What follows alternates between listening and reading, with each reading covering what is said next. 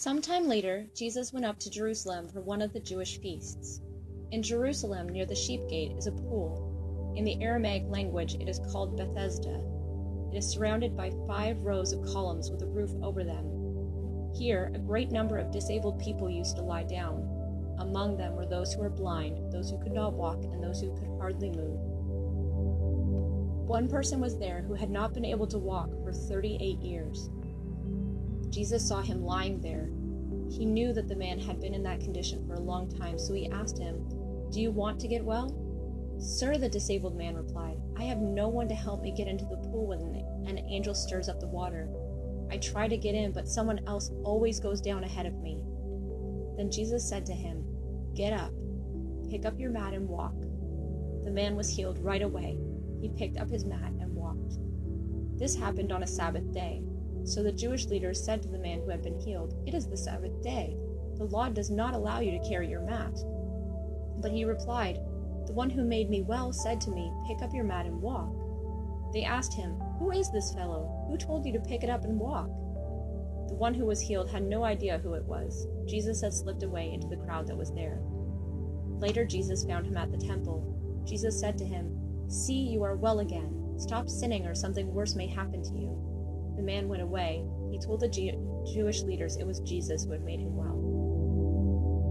Jesus was doing these things on the Sabbath day, so the Jewish leaders began to oppose him.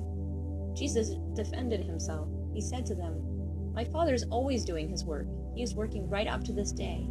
I am working too." For this reason, the Jewish leaders tried even harder to kill him. According to them, Jesus was not only breaking the law of the Sabbath day, he was even calling God his own Father. He was making himself equal with God. Jesus answered, "What I'm about to tell you is true. The Son can do nothing by himself. He can do only what he sees his Father doing. What the Father does, the Son also does. This is because the Father loves the Son.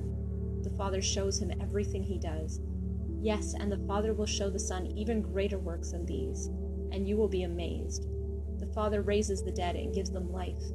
In the same way, the Son gives life to anyone he wants to. Also, the Father does not judge anyone. He has given the Son the task of judging. Then all people will honor the Son just as they honor the Father. Whoever does not honor the Son does not honor the Father who sent him. What I'm about to tell you is true. Anyone who hears my word and believes him who sent me has eternal life. They will not be judged. They have crossed over from death to life. What I'm about to tell you is true. A time is coming for me to give life. In fact, it has already begun. The dead will hear the voice of the Son of God. Those who hear it will live. The Father has life in himself. He has allowed the Son also to have life in himself. And the Father has given him the authority to judge. This is because he is the Son of Man. Do not be amazed at this. A time is coming when all who are in their graves will hear his voice. They will all come out of their graves. People who have done what is good will rise and live again. People who have done what is evil will rise and be found guilty.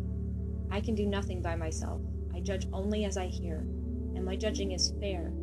I do not try to please myself. I try to please the one who sent me. If I am a witness about myself, what I say is not true. There is someone else who is a witness in my favor, and I know that what he says about me is true. You have sent people to John the Baptist. He has been a witness to the truth.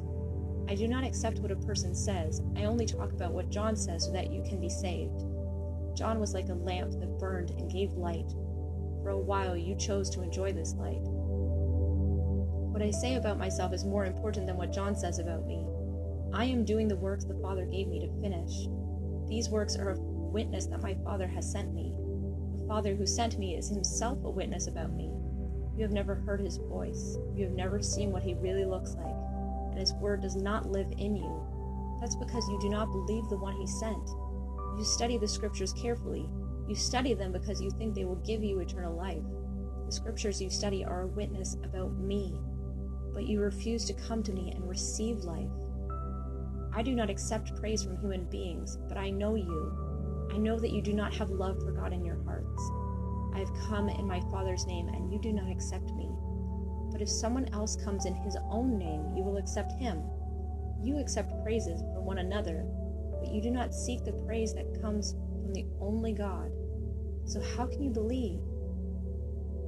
Do you not think I will bring charges against you in front of the Father? Do not think I will bring charges against you in front of the Father.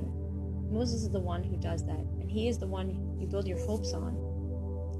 But do you believe Moses? Then you should believe me. He wrote about me. But you do not believe what he wrote. So how are you going to believe what I say?